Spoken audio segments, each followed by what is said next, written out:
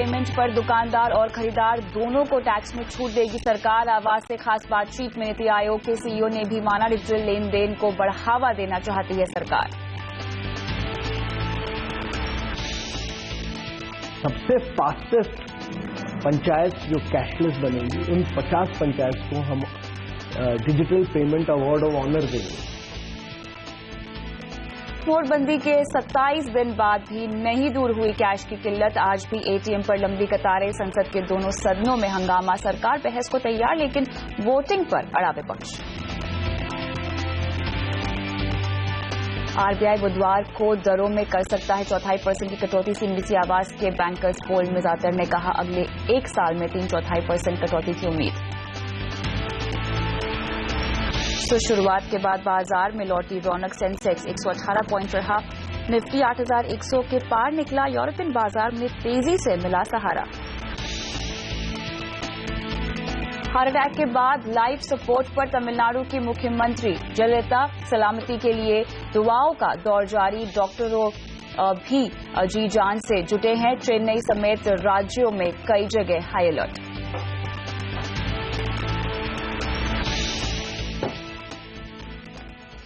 क्या आपके सोने पर टैक्स लगेगा? कितना सोना अब आप रख सकते हैं? और ये तमाम सख्तियां देखकर क्या सोने में आगे चलकर क्या आपको निवेश करना चाहिए? आज योर मनी पर हम इन्हीं पर फोकस करेंगे, इन्हीं तमाम सवालों पर देंगे आपको जवाब। नमस्कार, मैं हूं कविता थपलियाल और सोने के अलावा देखते हैं हमारा फोकस और आज कहां रहेगा। नोटबंदी के बाद सोने पर शिकंजे का डर। अब सोने में निवेश करें या बचें?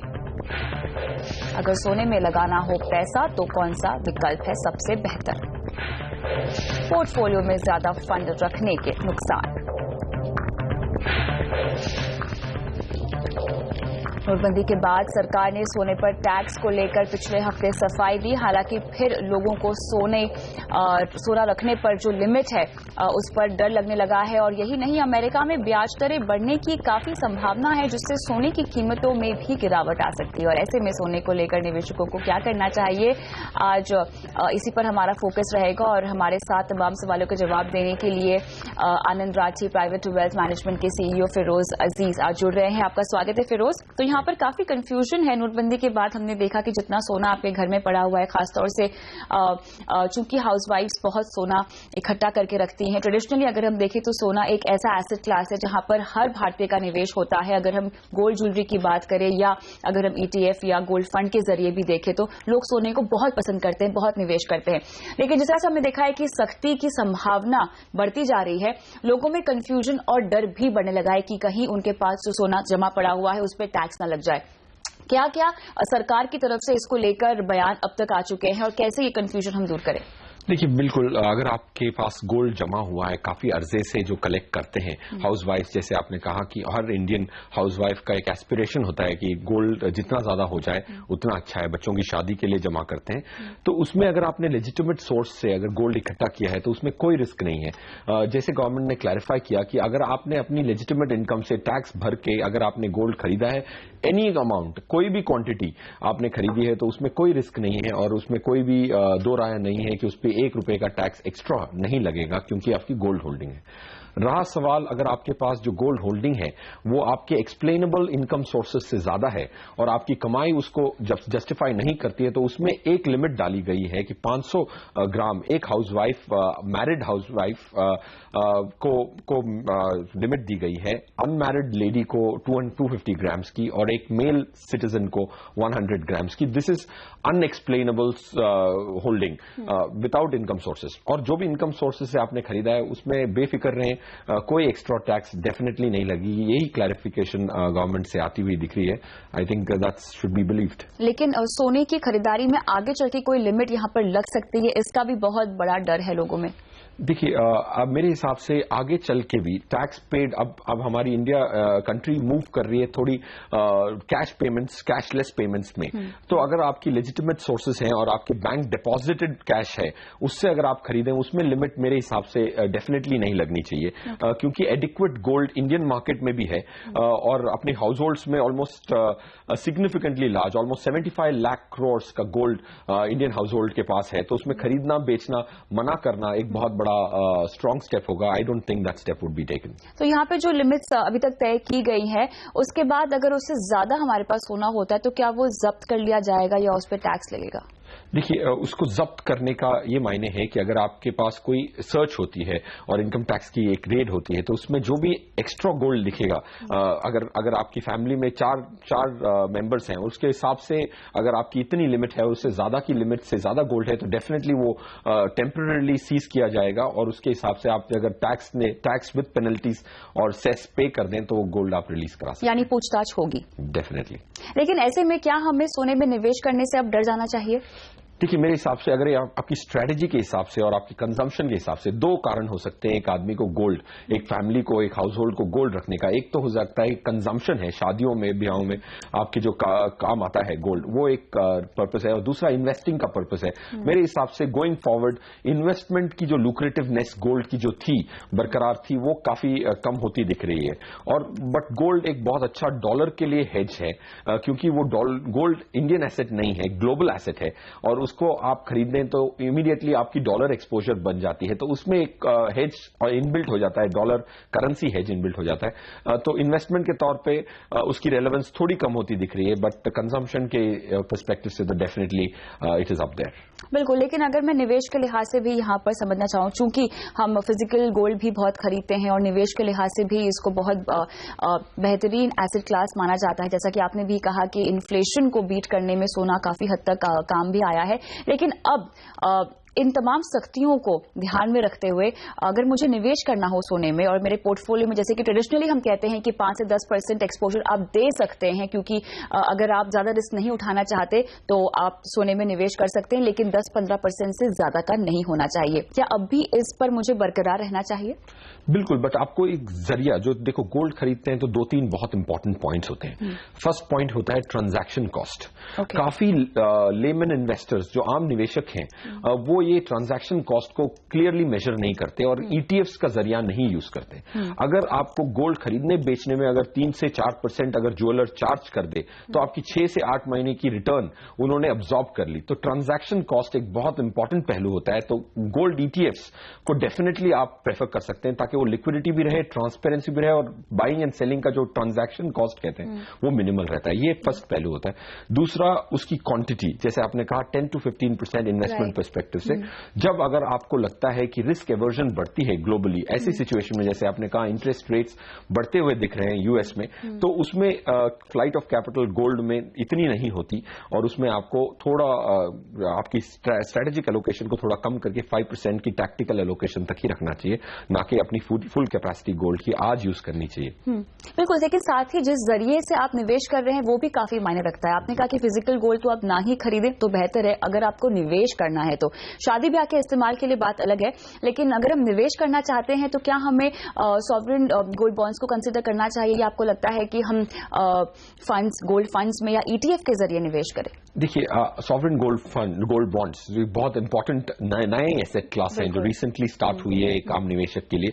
वो एक बहुत अच्छा जरिया रहेगा, क्यों आपकी फिजिकल गोल्ड्स को जो लेजिटिमेट इनकम से खरीदी गई है उसको स्वैप करके अगर आप गोल्ड सॉवरेन बॉन्ड्स खरीदेंगे तो गोल्ड की रिटर्न तो मिलेगी ही मिलेगी, उसके ऊपर आपको अगर एक एक्स्ट्रा रिटर्न मिलती है 2 से 3% की, तो वो एक एक्स्ट्रा रिटर्न हो जाती है, वो लॉन्ग पीरियड्स में काफी अच्छी हो जाती है, आपकी टैक्स मिटिगेट कर देती है।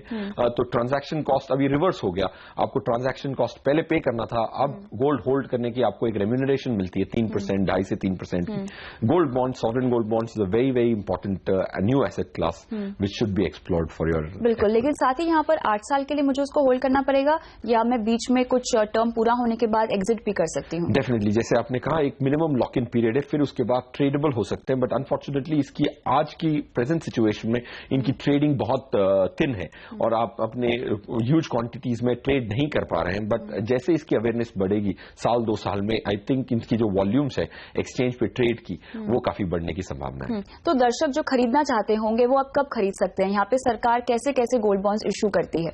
देखिए, गोल्ड बॉन्ड्स जनरली एक टाइम पीरियड्स के होते हैं, तो 5 ईयर का गोल्ड बॉन्ड होता है और एक 8 ईयर का गोल्ड बॉन्ड होता है एंड एक 10 ईयर का गोल्ड बॉन्ड होता है। उसमें से मेरे हिसाब से 8 ईयर का गोल्ड बॉन्ड खरीदें, क्योंकि उसमें ही सबसे ज्यादा वॉल्यूम आने की संभावना है, क्योंकि उसमें ही सबसे ज्यादा इंटरेस्ट आया है और उसकी आप ट्रांजैक्शन कर सकते हैं एक्सचेंज पे, और इंटरेस्ट लंबी अवधि के लिए और छोटी अवधि के लिए ऑलमोस्ट सिमिलर है। तो 10 ईयर्स को इग्नोर करें और 8 ईयर्स के सॉवरेन गोल्ड कहां से खरीद सकते हैं और कैसे हमें निवेश करने का मौका मिलेगा? देखिए, ये जो इशुएंस होती है, इशुएंस प्राइमरी मार्केट से आप खरीद सकते हैं। जब वो इशुएंस होती है तो आप उसकी अप्लाई करके खरीद सकते हैं। दूसरा एक जरिया है सेकेंडरी मार्केट से भी आप खरीद सकते हैं। अनफॉर्चुनेटली सेकेंडरी मार्केट इतनी डेवलप नहीं हुई है क्योंकि नया एसेट क्लास है। जैसे एसेट क्लास डेवलप होगा वैसे सेकेंडरी मार्केट्स इवॉल्व होंगी और आप सेकेंडरी मार्केट का यूज कर सकते हैं। इसके अलावा क्या हम गोल्ड ETF और गोल्ड फंड्स के ऑप्शन को भी अपना सकते हैं? देखिए, गोल्ड ETF में लिक्विडिटी थोड़ी प्रॉब्लम हो सकती है, ट्रांजैक्शन कॉस्ट ज्यादा हो सकते हैं। गोल्ड फंड में अगर आपको सबसे छोटा अमाउंट है और बड़ा अमाउंट नहीं है तो गोल्ड फंड्स प्रेफर करने चाहिए। तो यहाँ पे अगर मैं कंपेयर करना चाहूँ गोल्ड बॉन्ड और गोल्ड ETF और गोल्ड फंड्स को, तो क्या क्या डिफरेंस पॉइंट्स होंगे और कहाँ मेरी कमाई ज्यादा होगी? देखिए, श्योरली सॉवरेन बॉन्ड्स में ही सबसे ज्यादा कमाई होगी, क्योंकि उसमें गोल्ड फंड की रिटर्न भी है और उसके ओवर एंड अबव एक फिक्स्ड रिटर्न भी मिल रही है। तो ऑफ कोर्स सॉवरेन बॉन्ड्स एक बेस्ट एसेट क्लास होंगे, और ETF में वो एक्स्ट्रा रिटर्न जो है वो आपको नहीं मिलती है, बट वो गोल्ड के प्राइसेस को क्लियरली मिरर करता है। तो और लिक्विडिटी भी रहती है, ट्रांजैक्शन कॉस्ट बहुत कम होता है। तो मेरे हिसाब से I would vote for sovereign bonds, gold bonds. तो क्लियरली यहाँ पे अगर निवेश के लिहाज से आप सोने में निवेश करना चाहते हैं तो आपको डरने की जरूरत नहीं है। सॉवरेन गोल्ड बॉन्ड एक बेहतरीन ऑप्शन है जहां पर आप सोने के उस वक्त के भाव पर रिटर्न भी कमा सकते हैं, जो कि लगभग 2 से 3% मिलता है आपको। उसके अलावा अगर आप चाहते हैं तो गोल्ड ETF और गोल्ड फंड के जरिए भी निवेश कर सकते हैं। 5 से 10% आप एक्सपोजर रख सकते हैं सोने का अपने पोर्टफोलियो में। लेकिन हाँ, जिस भी तरह की लिमिट फिलहाल तय की गई है, अगर आपके पास उतना ही सोना है तो आपको घबराने की जरूरत नहीं है। और आगे चलकर फिलहाल यहाँ पर कोई सख्ती आती हुई तो नहीं दिखाई दे रही, लेकिन अगर आपके पास निवेश के लिए कोई पैसा पड़ा है जो कि आप सोने में लगाना चाहते हैं तो आपको अपना जरिया बदलना होगा, और जो विकल्प हमने आपको सुझाए हैं उन्हीं के जरिए आप निवेश कीजिए। रुकते हैं छोटे से ब्रेक के लिए, ब्रेक के बाद शुरू करेंगे सवाल जवाब का सिलसिला। बने रहिए।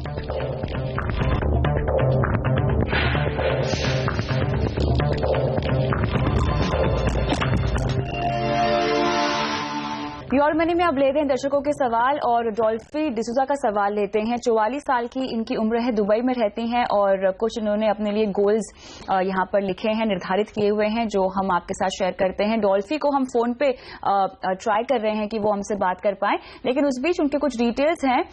बेटी की शादी के लिए इन्हें 25 लाख रुपए चाहिए, रिटायरमेंट के लिए 2 करोड़ रुपए इकट्ठा करना चाहती हैं, और निवेश इनका काफी ज्यादा है। इन्होंने कंप्लीटली इक्विटी ओरिएंटेड पोर्टफोलियो ही बनाया हुआ है, जहां पर ICICI ब्लू चिप है, ICICI वैल्यू डिस्कवरी है, Mirae Asset emerging blue chip, Kotak select focus growth, DSP micro cap fund है, IDBI डाइवर्सिफाइड इक्विटी फंड है, quantum long term equity fund भी इन्होंने पोर्टफोलियो में शामिल किया हुआ है। लगभग 25,000 रुपए तक का ये निवेश अब तक कर रही हैं, लेकिन पूछ रही हैं कि क्या इस निवेश से इनके 2 बड़े गोल क्या पूरे हो पाएंगे या नहीं। हमारे साथ डॉल्फी फोन लाइन पर नहीं, क्योंकि मैं जानना चाहती थी कि वो निवेश कब से कर रही हैं और उन्हें इतने सारे फंड्स किसने रेकमेंड किए। लेकिन चलिए फिरोज, जितनी भी डिटेल्स हमारे पास हैं, 44 इयर्स की हैं ये, और रिटायरमेंट और बेटी की शादी, केवल यही 2 गोल्स हैं। कब से निवेश कर रही है उसकी जानकारी हमारे पास नहीं, ताकि हम अंदाजा लगा पाते कि इन्होंने इतना कॉर्पस या इतनी राशि इकट्ठा कर ली है अब तक। लेकिन फिर भी जो फंड्स हैं कैसे लगते हैं आपको? देखिए, फंड्स में 5 फंड काफी अच्छे हैं डॉल्फी के। 2 फंड में बदलाव की जरूरत है। एक क्वांटम फंड जो है उसमें डेफिनेटली बदलाव की जरूरत है, क्योंकि उसकी पीरियड्स ऑफ परफॉर्मेंस काफी शॉर्ट है और आज तक देखा गया है कि उनकी परफॉर्मेंस काफी स्पोरेडिक रही है। तो क्वांटम एक एग्जिट फंड रहेगा। IDBI का डाइवर्सिफाइड इक्विटी फंड भी एक अच्छा फंड नहीं रहेगा, क्योंकि IDBI की परफॉर्मेंस भी काफी लैकलस्टर रही है, काफी वॉलेटाइल रही है। तो ये 2 स्कीम्स अगर वो एग्जिट करें तो उनके लिए अच्छा होगा। और इनकी जो LIC की पॉलिसीज हैं वो ट्रेडिशनल प्लान्स होती हैं, और ट्रेडिशनल प्लान्स की हमने 1000 ट्रेडिशनल प्लान्स की परफॉर्मेंसेस को मेजर किया। 5 से 7% से ज्यादा in spite of staying invested for 10 years नहीं मिला है ट्रेडिशनल प्लान में। तो उसको चेंज करके अपनी इंश्योरेंस नीड को HDFC click to protect term plan से यूज करें, और जो ट्रेडिशनल प्लान्स हैं जैसे आपकी पीरियड खत्म हो उसमें एग्जिट जरूर कर लें। तो यहाँ पर एक चीज, जैसे कि आपने इंश्योरेंस की बात कही, यहाँ पे 11 लाख की इनकी इंश्योरेंस पॉलिसी का कवर है, जो कि एक बहुत बड़ा अमाउंट है अगर हम देखा जाए। ये अपने सम एश्योर्ड के बारे में बात कर रही हैं या प्रीमियम के तौर पे इतना पैसा दे रही हैं, उसकी जानकारी हमारे पास नहीं है। लेकिन ट्रेडिशनल प्लान्स हैं, क्योंकि सीधा सीधा आप इनको निकलने की सलाह देंगे इन तमाम पॉलिसीज में से, कब ली है उसकी जानकारी हमारे पास नहीं है। देखिए, ट्रेडिशनल प्लान्स में एक बहुत इंपॉर्टेंट डिसीजन है एग्जिट करना, और ट्रेडिशनल प्लान्स की जो एग्जिट क्लॉज होती है, एग्जिट कॉस्ट होती है, बहुत ज्यादा स्टीप होती है, और कितना पीरियड आप पे कर चुके हैं और कितना और पीरियड पे करना है उस पर निर्भर करती है। तो कॉस्ट सेंसिटिविटी बहुत इंपॉर्टेंट है। ये डिसीजन इन्वेस्ट करना, एग्जिट करना या ना एग्जिट करना completely depends on the cost. But पहला मौके पे ही अगर कॉस्ट 8 to 10% से ज्यादा ना हो तो डेफिनेटली ट्रेडिशनल प्लान्स को एग्जिट करना चाहिए, और अगर 10% से ज्यादा कॉस्ट हो और 15%, 20% तक भी कॉस्ट हो तो आपको कंसिडर करना चाहिए, क्योंकि 2 साल में अगर आपने एक कॉस्ट रिकवर भी कर ली तो you will still save some time and make more money. Traditional plans definitely इतना लार्ज क्वांटम, अगर ये प्रीमियम की बात कर रही है 11 लाख रुपए, तो ये बहुत इंपॉर्टेंट ड्राइवर होगा इनके 2 गोल्स के लिए। तो उसको डेफिनेटली निटिग्रिटी में जाके कितना कॉस्ट है फाइंड आउट करना चाहिए। 10% के नीचे है तो it's a plain exit without a second thought. तो यहाँ पे अपने निवेश को बढ़ाने के लिए इन्हें कुछ करना चाहिए। आपको लगता है कि इसी निवेश को बरकरार रखें जो फंड आपने रेकमेंड किए हैं, तो इनका लक्ष्य पूरा हो जाएगा? देखिए, ये 44 इयर्स की है और इनके जो भी फंड्स इन्होंने दिए हैं हमें, तो ये पूरे इक्विटी के तरफ ही है। तो थोड़ी डेट की बहुत आवश्यकता है, स्पेशली फॉलिंग इंटरेस्ट रेट में डेट से काफी फायदा हो सकता है। और मेरे हिसाब से डेट में 1-2 स्कीम्स भी ना रखना, एटलीस्ट 30-40% इक्विटी डेट में होगा तो एक स्टेबिलिटी आएगी पोर्टफोलियो में और इनकी रिटर्न्स भी काफी अच्छी होंगी। सो मेरी सजेशन ये रहेगी कि थोड़े 2 स्कीम्स ये जो एग्जिट करने के लिए मैंने कही है इक्विटी कैटेगरी से, उसको आप अगर ये डेट कैटेगरी में करेंगे तो थोड़ी स्टेबिलिटी भी आ जाएगी और इनके लक्ष्य पूरे होने की प्रोबेबिलिटी जो बहुत इंपॉर्टेंट होती है वो पूरी हो जाएगी। लेकिन साथ ही रिटायरमेंट का क्योंकि इन्होंने गोल भेजा है, बहुत जरूरी है ये जानना कि आपका अभी का खर्च कितना है फिरोज, जो कि हमें पता नहीं है। 2 करोड़ का टारगेट इन्होंने रखा है अपने रिटायरमेंट के बाद के लिए, जो ये इकट्ठा करना चाहती हैं। अभी के लाइफस्टाइल के हिसाब से सही है या नहीं हमें नहीं पता, लेकिन अगर कम है तो क्या करना चाहिए?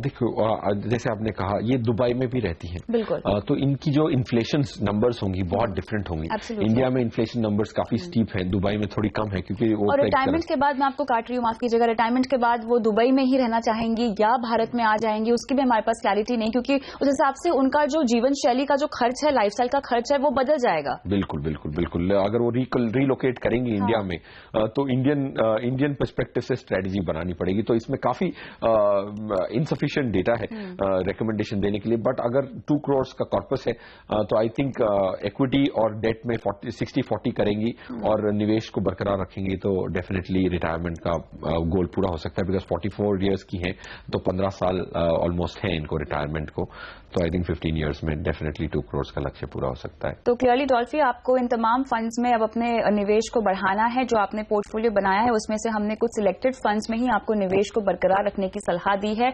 और क्लैरिटी अगर आपको चाहिए तो अपना सवाल डिटेल में हमें भेजिए और अब की बार अपने कॉन्टैक्ट नंबर के साथ। रुकते हैं एक छोटे से ब्रेक के लिए।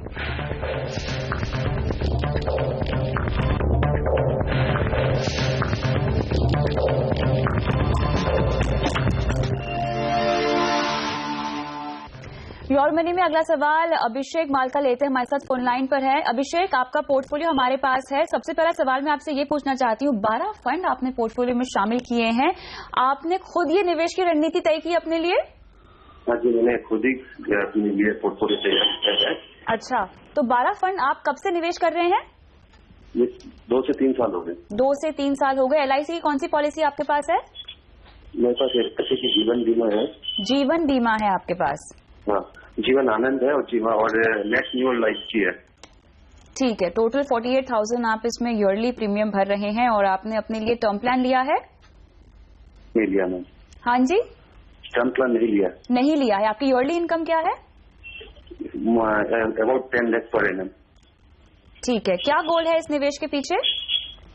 गोल है बच्चों की पढ़ाई है, शादी है, रिटायरमेंट प्लान है, जो कि काफी वेग फिलहाल मुझे साउंड कर रहा है। आपने कितने साल में कितना पैसा आप इकट्ठा करना चाहते हैं उसकी जानकारी हमें नहीं दी है, लेकिन यहाँ पर समय भी हमारे पास कम है।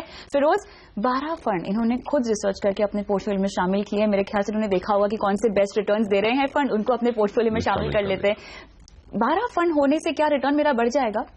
नहीं, एक्चुअली इनफैक्ट घट जाएगा। कैसे? क्योंकि ओवर डाइवर्सिफिकेशन हो जाती है, क्योंकि आपने 12 लोगों को पैसे दिए हैं इंडियन मार्केट में ही पैसे लगाने के लिए, वही की वही शेयर मार्केट में 12 लोगों को देके वो सब वापस एक ही मार्केट में लगा रहे हैं और एक दूसरे को जानकारी नहीं है कि वो क्या कर रहे हैं। सो इसको कहते हैं ओवर डाइवर्सिफिकेशन। ओवर डाइवर्सिफिकेशन से एटलीस्ट 3 to 4% की रिटर्न कम मिलने की संभावना होती है। एक स्टेटिस्टिकली अच्छा एनालिसिस किया था हमने, जिसमें 8 फंड से ज्यादा कोई भी पोर्टफोलियो एनी साइज पोर्टफोलियो के लिए जरूरत नहीं है। 8 फंड्स, 8 इंडिविजुअल्स अगर आपका पैसा मैनेज नहीं कर सकते तो 9 को ऐड करने के बदले 8 में से किसी को रिप्लेस करें और ना कि अपनी लिस्ट को बढ़ाते जाएं। सो 8 फंड्स मैक्सिमम, इनको कंसोलिडेट जरूर करना चाहिए ताकि इनकी परफॉर्मेंसेस बढ़े और कोई लगाड़ फंड्स ना हो। कौन से निकाल दें?